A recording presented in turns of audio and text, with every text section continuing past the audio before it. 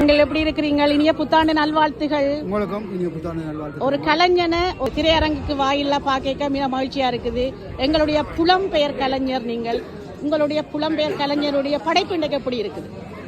உண்மையில பாராட்டத்துக்குரியது தான். இரண்டு கொண்டால் இலங்கைக்கு போய் வாராக்களுக்கு தான் அங்கே வழிகள் நிறைய தெரியும்.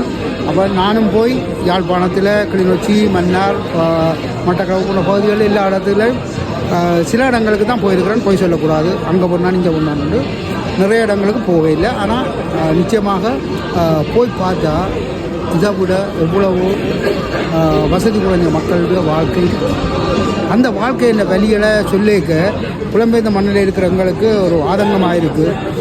இப்படியான படங்கள் எங்களுடைய புலம்பெயர்ந்த மண்ணில் நிச்சயமாக இலங்கைக்கு போக முடியாத மக்களுக்கு, இலங்கையில் இருக்கிற மக்கள் எப்படி வாழினம், அவன் இந்த வாழ்க்கை முறை எப்படி இருக்குது, அவன் என்ன துன்பத்தை அனுபவிக்கிறான், என்ன கஷ்டத்தை அனுபவிக்கிறான் என்றதை சொல்லக்கூடிய ஒரு படம்.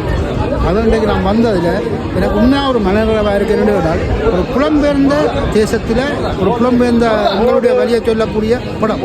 இந்திய சினிமா இல்லையா, இதுக்கு போல மக்கள் வந்திருக்கணும்னு சொன்னால் உண்மையில் சந்தோஷமாக இருக்குது. நாங்கள் ஏதோ ஒரு விதத்தில் இந்த புலம்பெயர்ந்த சினிமா, எங்களோட ஈழத்து சினிமா வென்றிருக்கின்ற நாங்கள் உண்மையில் ஒரு சிறப்பான கலைஞர் என்ற வாயிலிருந்து இன்னொரு கலைஞருக்கு பாராட்டு கிடைக்குது என்று சொன்னால் இதை விட சிறப்பான விடயம் எதுவும் இல்லை.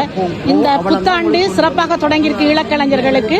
மேலும் பல படைப்புகளை உங்கள் வாயிலாகவும் அயந்தன் வாயிலாகவும் மற்றும் எங்களுடைய புலம்பெயர் ஈழக்கலைஞர்கள் வாயிலாகவும் எதிர்பார்த்து கொண்டிருக்கிறோம். நன்றி. நன்றி.